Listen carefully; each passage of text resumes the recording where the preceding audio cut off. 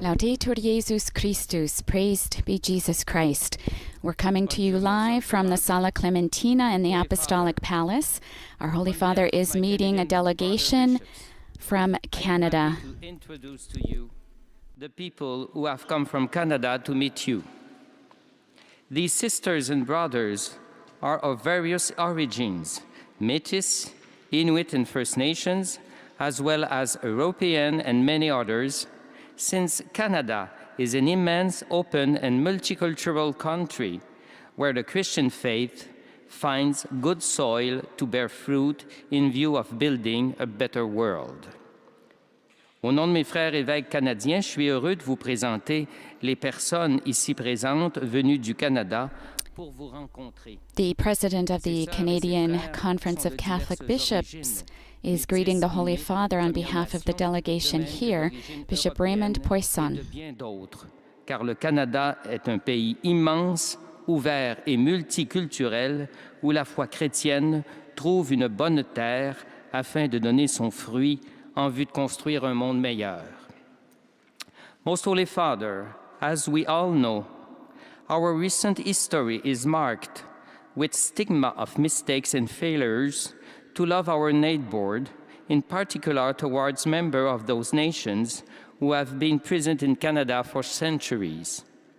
Our desire for reconciliation is all the greater. Our presence here is a testimony to our commitment for one another and to each other. Saint Catherine Tekakwitha, an emblematic saint of the Church in Canada, accompanies us in our pilgrimage to the See of St. Peter.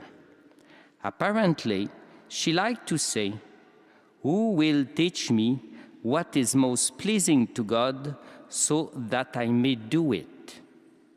We have therefore come to you, Most Holy Father, people of America, of First Nation, Métis, Inuit, as well as European descent, and so many others, to learn from you what is more pleasing to God in order to accomplish it while walking together on a path of reconciliation. Holy Father, your warm welcome as pastor of the Universal Church is particularly important for all Canadians on this road of reconciliation. Your words, laden with appeals to mercy and reminders of God's tenderness, encourage us in our work of reconciliation. While Saint Catherine invites us to take a path of authenticity and humility together, there is an intimate joy to know that you, Holy Father, are walking with us on this path. Your positive reply to the invitation of your sons and brothers, Bishop of Canada, to visit our country warms the hearts of the Canadian faithful. It is almost as if we are ready today to help you pack your bags. We are filled by the desire to walk together, no matter who we are, our origins or our culture, and by the knowledge that you, Most Holy Father, as pastor of the Universal Church, will remind us of what is the most pleasing to God so that we can accomplish it together. Merci, Très Saint-Père, pour la générosité avec laquelle vous avez rencontré chacun des groupes ici représentés. Avec gratitude et joie, nous sommes heureux de conclure aujourd'hui, avec vous, dans la prière, cette visitation. Thank you, Most Holy Father, for generously meeting with each of these groups here present. It is in prayer with gratitude and joy that we conclude this visit with you today, and thank you for all your blessing. Merci, Très Saint-Père.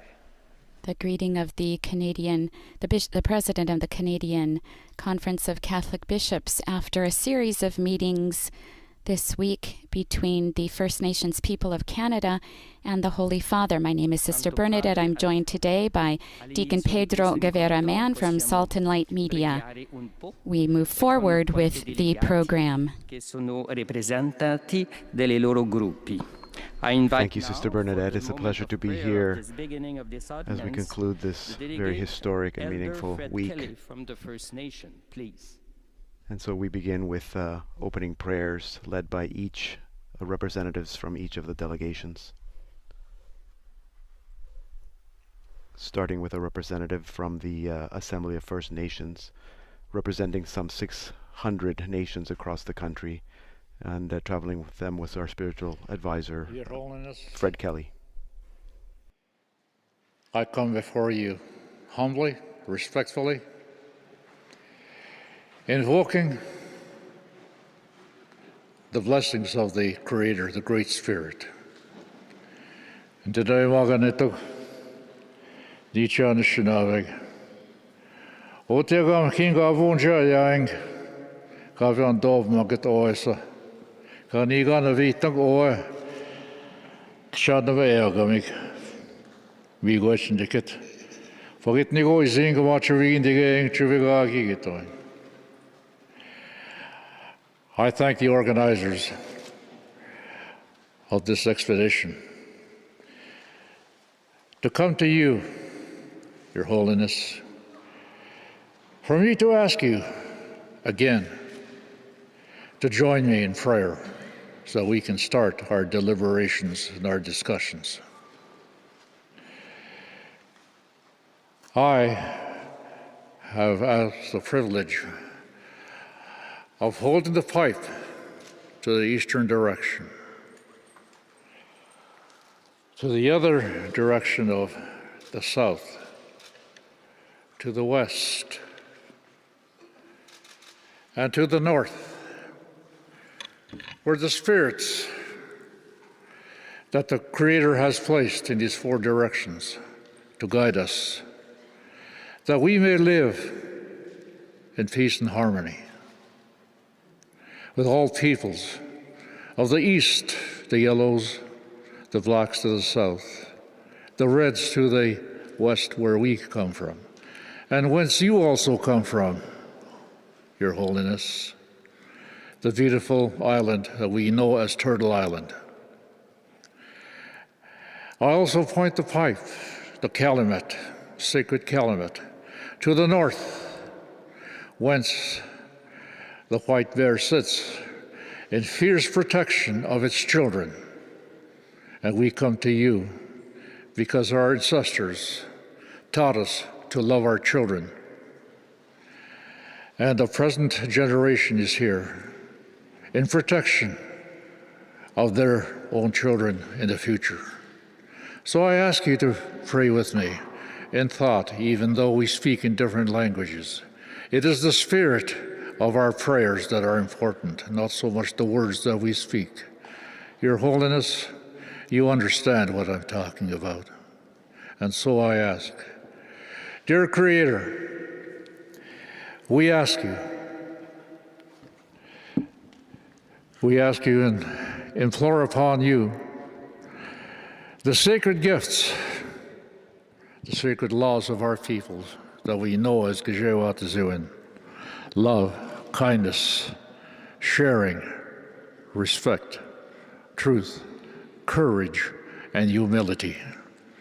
May we have the blessings of these gifts from the Holy Creator, the one God that all of us refer to in our different languages and our different spiritualities and our different ways in which we speak, to that one God that we know as the Creator in each in our own languages.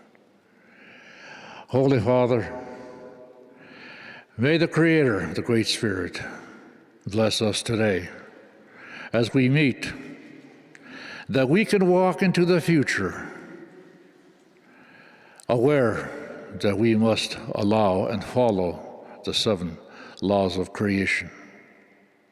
And so that we can live not only in peace and harmony, but in the meantime that we can find that reconciliation and the healing that our present generations need, and that our missing and murdered women will also be found and saved. May the grandmother that has re-embraced the remains of our loved ones who have gone to the spirit world, having attended the residential schools, may our children who have been taken away from us be returned to our people, the lovely parents, and may we find that peace and comfort to be with you in the future as brother and sister. Dear Creator, Great Spirit, bless us. We got your holiness. Words of the opening prayer by the spiritual advisor who traveled with the delegation of the Assembly of First Nations, Elder Fred Kelly. I invite now from the Métis, Elder Émile Janvier.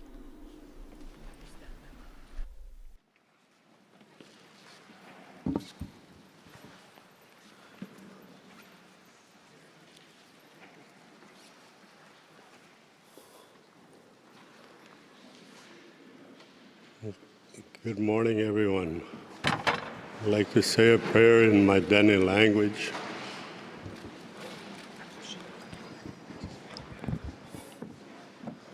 Et hope is sure I need some to visit Tidon de Dai do Zeneg and his out and he delu. I think nothing to he daily. Don't oh, Janok, don't oh, it's oh.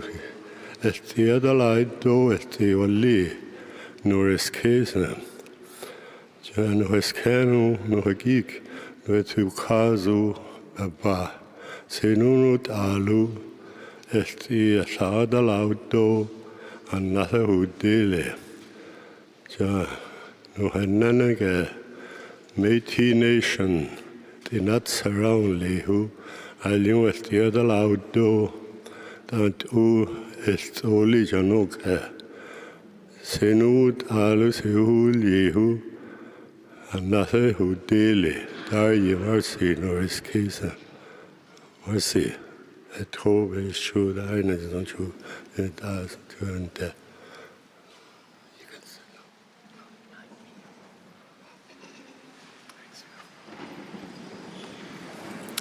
Santo Padre, I invite now from the Inuit, Marty and Lizzie, Anguti Aluk. It's for the Paternoster.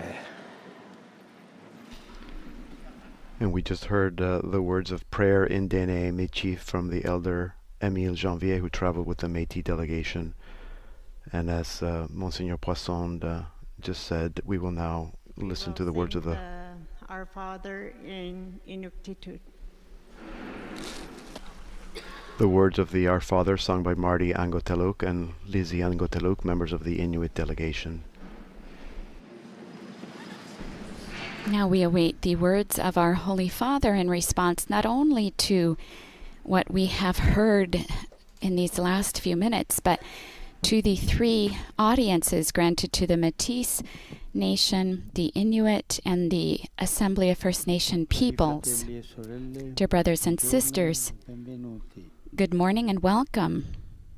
I thank Bishop Poisson for his kind words, and each of you for your presence here and for the prayers you have offered to heaven. I'm grateful that you have come to Rome despite the difficulties caused by the pandemic. Over the past days, I have listened attentively to your testimonies. I have brought them to my thoughts and prayers, reflecting on the stories you told and the situations you described. I thank you for having opened your hearts to me, and for expressing by means of this visit your desire for us to journey together.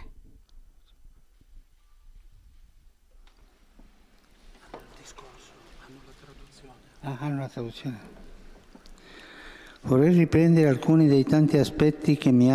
would like to take up a few of the many things that have struck me.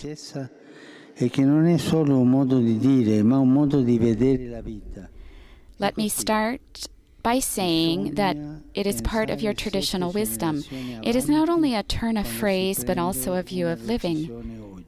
In every deliberation, we must consider the impact on the seventh generation. These are wise words, far-sighted, and the exact opposite of what often happens in our day, when we run after practical and immediate goals without thinking of the future and generations yet to come.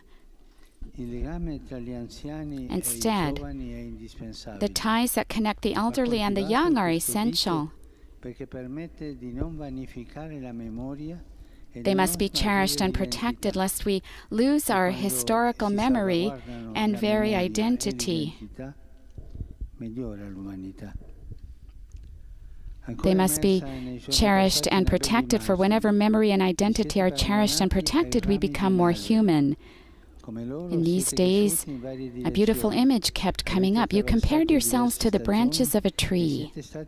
Like those branches, you have spread in different directions. You have experienced various times and seasons, and you have been buffeted by powerful winds, yet you have remained solidly anchored to your roots, which you kept strong. In this way, you've continued to bear fruit, for the branches of a tree grow high only if its roots are deep. I would like to speak of some of those fruits, which deserve to be better known and appreciated. First, your care for the land, which you see not as a resource to be exploited, but as a gift from heaven. For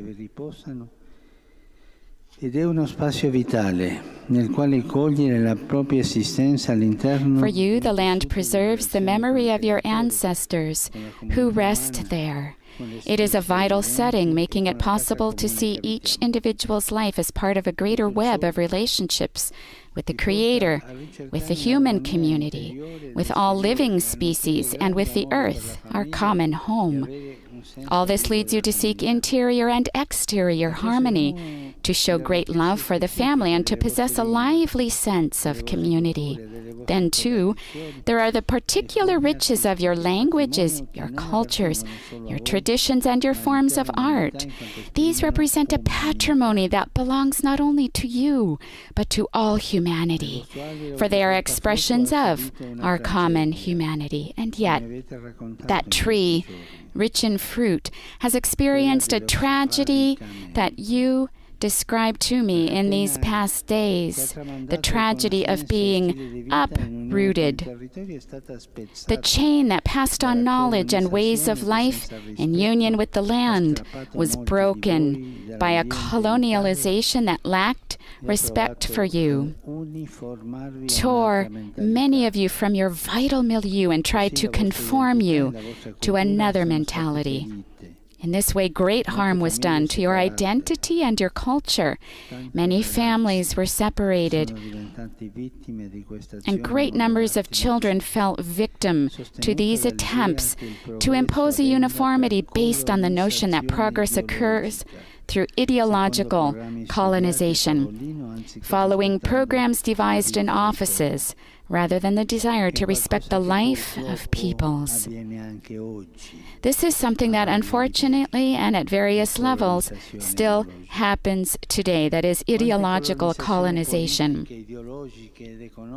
How many forms of political, ideological, and economic colonization still exists in the world today, driven by greed and thirst for profit with little concern for peoples, their histories and traditions, and the common home of creation. Sadly, this colonial mentality remains widespread. Let us help each other together to overcome it.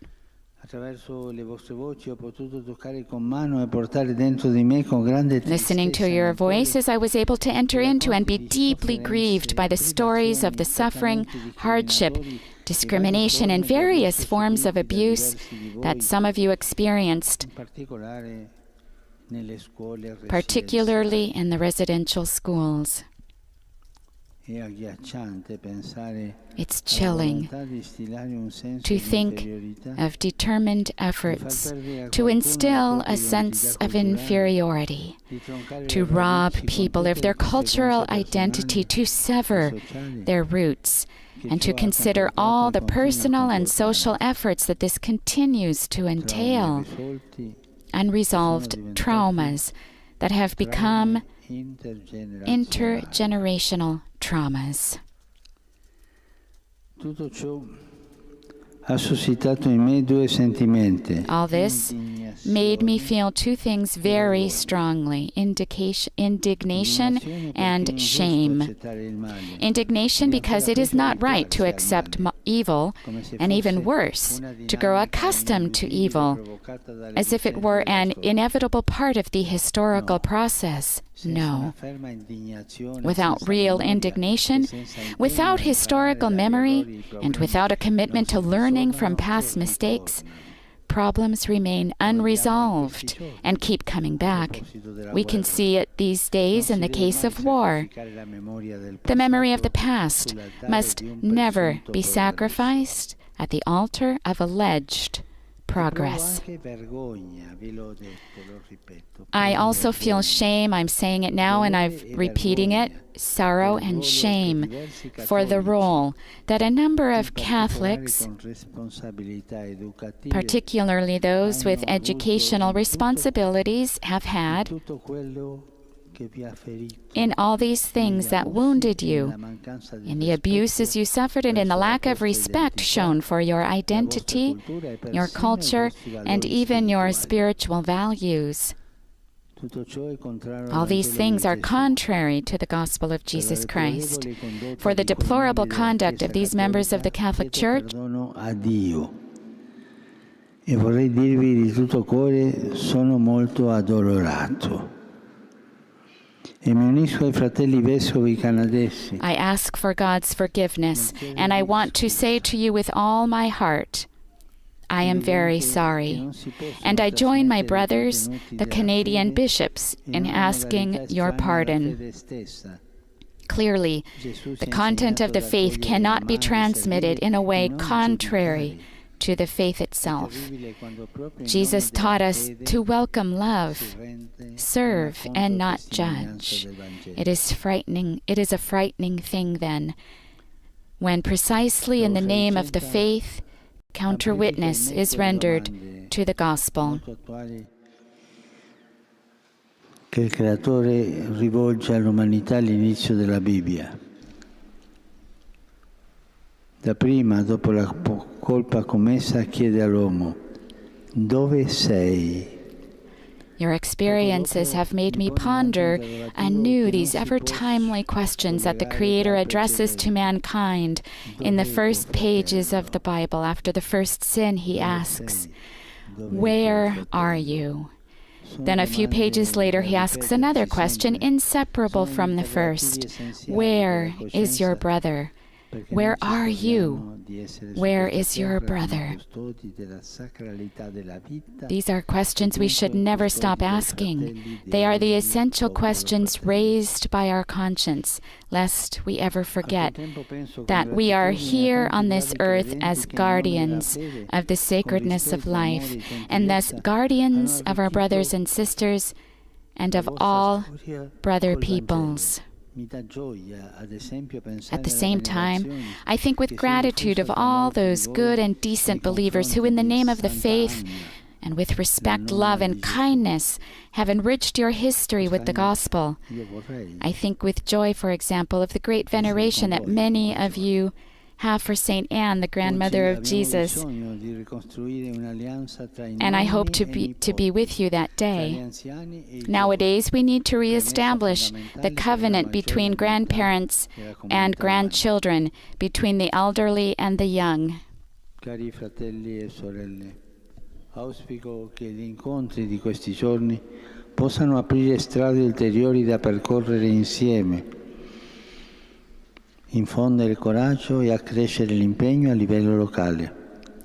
We need to reestablish the covenant between grandparents and grandchildren, between the elderly and the young, for this is a fundamental prerequisite for the growth of unity in our human family. Dear brothers and sisters, it is my hope that our meetings in these days will point out new paths to be pursued together, instill courage and strength, and lead to greater commitment on the local level. Any truly effective process of healing requires concrete actions. In a fraternal spirit, I encourage the bishops and the Catholic community to continue taking steps towards the transparent search for truth and to foster healing and reconciliation. These steps are part of a journey that can favor the rediscovery and revitalization of your culture, while helping the Church to grow in love, respect, and specific attention to your authentic traditions. I wish to tell you that the Church stands beside you and wants to continue journeying with you. Dialogue is the key to knowledge and sharing, and the bishops of Canada have clearly stated their commitment to continue advancing together with you on a renewed, constructive, fruitful path where encounters and shared projects will be of great help. Dear friends, I have been enriched by your words and even more by your testimonies. You have brought here to Rome a living sense of your communities. I will be happy to benefit again from meeting you when I visit your native lands where your families live. I'm not going to go in winter, So I will close by saying until we meet again in Canada, where I will be able better to express to you my closeness. In the meantime, I assure you of my prayers, and upon you, your families, and your communities, I invoke the blessing of the Creator. Thank you. And I'd like to finish. I don't want to finish without saying a word to you, brother bishops. Thank you. Thank you for your courage. Thank you. And humility. The Spirit of the Lord is revealed in humility. Before history, like we've heard, the humiliation of the Church is fruitfulness. It's fruitful. Thank you for your courage. And thank you to all of you. Those powerful words from Pope Francis, words that were expected by a lot of people. He said that for the deplorable conduct of those members of the Catholic Church, I ask for God's forgiveness. I am very sorry.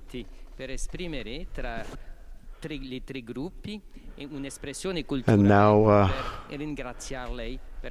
Monsignor Poisson is inviting all the delegates to share their cultural expressions with the Holy Father.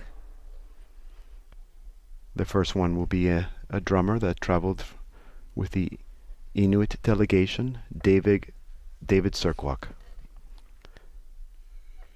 Good Inuit. Good day, Inuit. My name is David Serkwak. I'm very glad to be here in Rome. Thank you.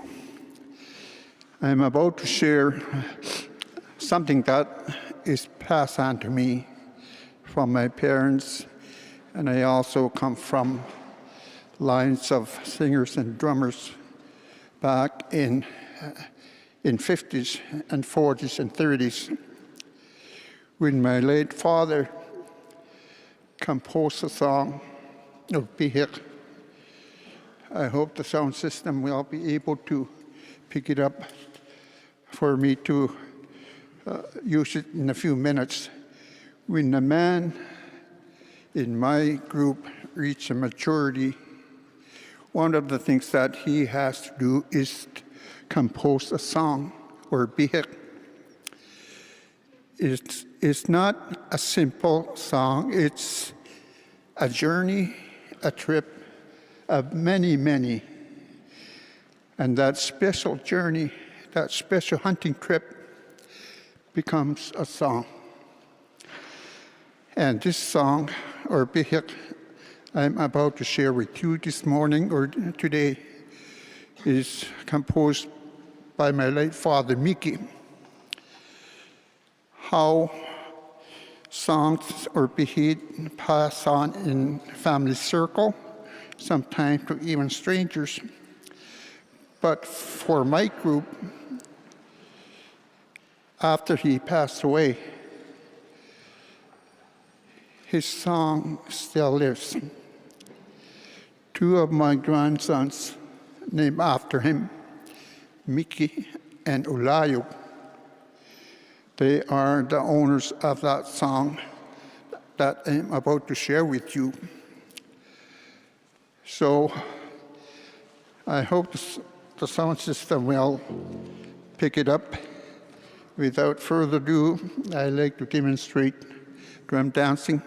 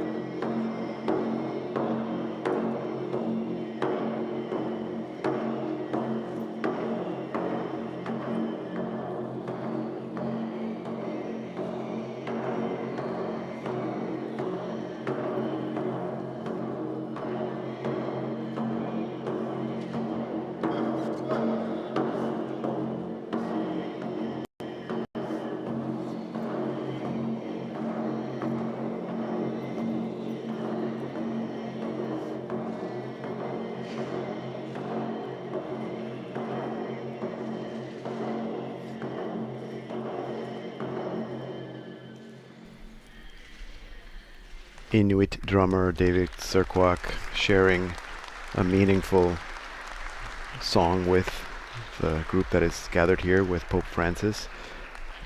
It's important for the delegations. I invite Brianna Lizotte et Alexander Lamoureux for a fiddle music. It's very important for the delegates to share their cultures because part of the legacy of the residential schools was to take away their languages and cultures. And now Alex Lamoureux and Brianna Marie Lizotte, Métis fiddlers, will share their music.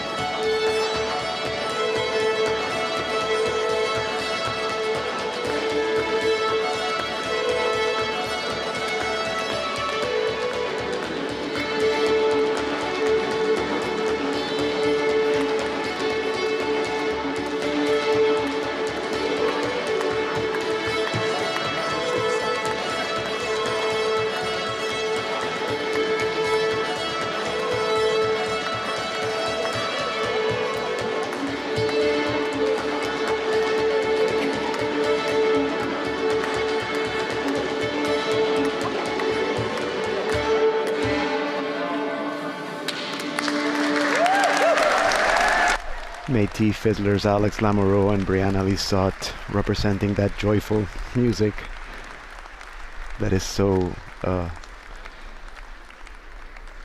important for the Métis Nation. And the third group will be the group from the Assembly of First Nations. Kevin Scott will be doing what is called the fancy dance, and he'll be accompanied by Melissa Fox singing a song titled Sky World.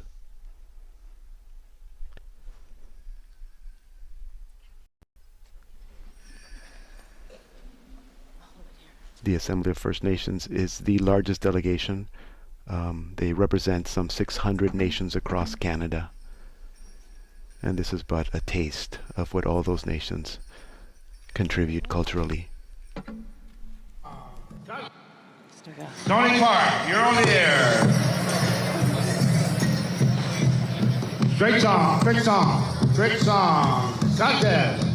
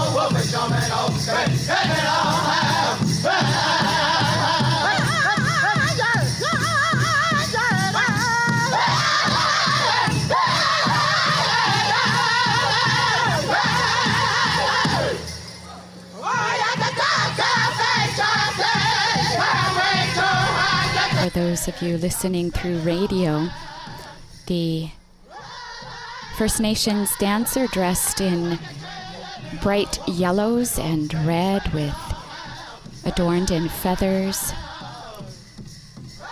with a shield.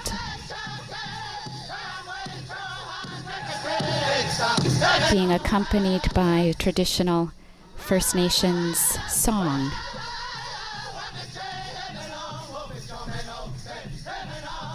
Kevin Scott is performing what is called a fancy dance, which is loosely based on a war dance, but a very popular and colorful dance that is seen at powwows all year long throughout North America. It is not a dance that belongs to any particular nation, but is shared among many.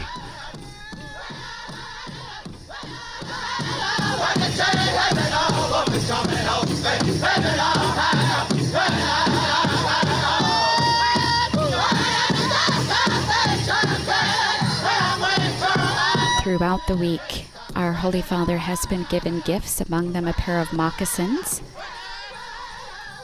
some snowshoes.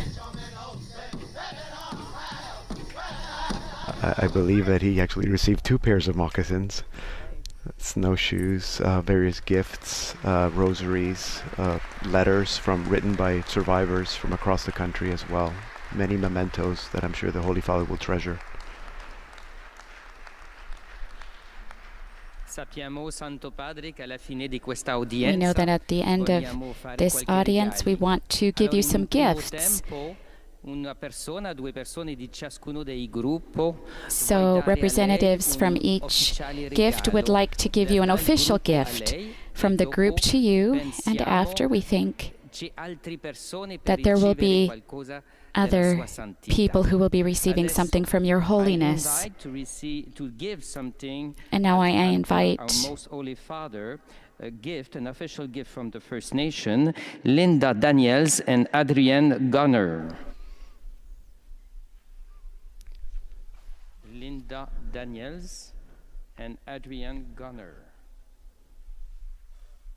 and now our Holy Father to receive other gifts by these First Nations people who want to share their culture with someone that they consider to be a father.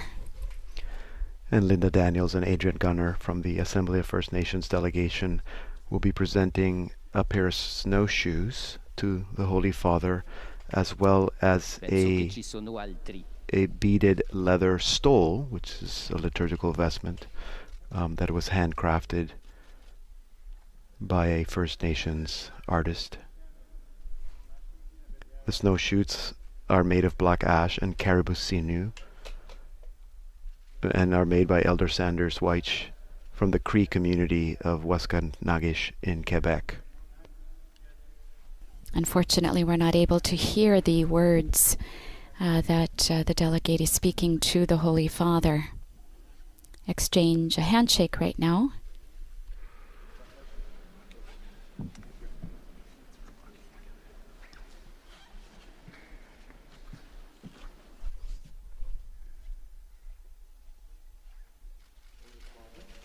The next delegation now, the same delegation presenting the stole. And the stole is being presented by Phil Fontaine, former Grand Chief of the Assembly of First Nations, and this is a stole that is beaded with orange crosses, and it was crafted by Therese Detanikezi from the Northlands Denesulene Nation in Manitoba. And followed by the Métis delegation, who will be presenting the Holy Father with their gift. Oh, the Inuit delegation, pardon me, is presenting the Holy Father with a cross and a pouch. And again, we can't hear what she's saying, but we know that the cross was made from the baleen of a bowhead whale. It's riveted to sterling silver with 18-karat gold, and the pouch is sewn by hand and made from seal skin and finished with an ivory button. We can see it there on the screen. Traditional elements that are used by the Inuit, not just for survival, but also to create beautiful crafts. I invited President Caron, Elder Créard, Elder Janvier. And the Inuit gift was presented to the Holy Father by Rosemary Lundrigan.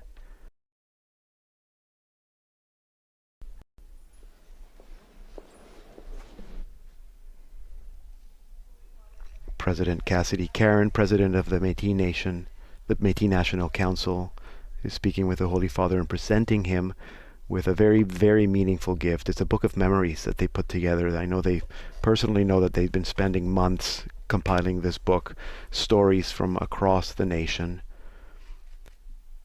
And it includes stories from Métis survivors and a letter, a personal letter from President Caron. Our Holy Father now warmly greeting the delegation. And to receive from the Holy Father an official gift, I invite from the First Nation, have the name of Adeline Weber and Taylor Tsakosa Ben.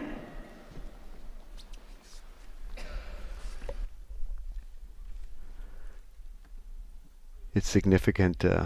It's significant that there are youth participants in the delegations. The focus has been on the elders, but Taylor Tsakosa Ben is one of the youth delegates, and I think it's very symbolic that she's the one receiving the gift from the Holy Father. In the name of the Inuit, I'm invited Rosemary Lundrigan.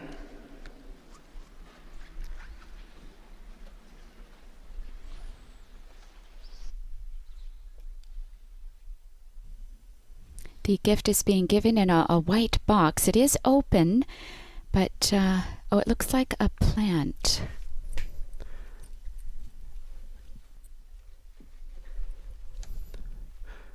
The gift that is being received to the delegates from the Holy Father is a bronze olive branch. It's a sign of peace and reconciliation, and it is given by the Holy Father to all the delegations.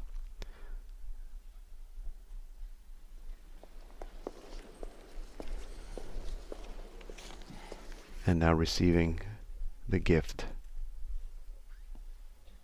for the Métis Nation is, again, President Cassidy Caron.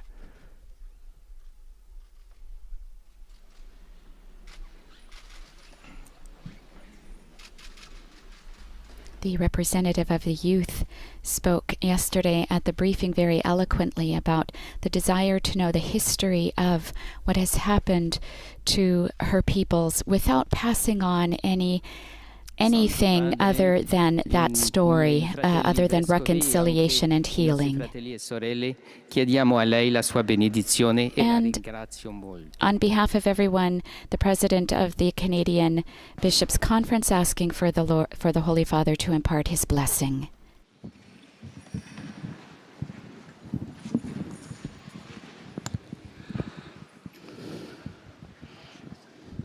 God bless you all, the Father, the Son, and the Holy Spirit. Pray for me, don't forget. I'll pray for you. Thank you very much for your visit. Bye-bye. Our Holy Father finishing his audience today in English. Thank you so much for joining us today. This has been an historic visit with the First Nations people of Canada, seeking to partner with the Church on their journey of healing and reconciliation.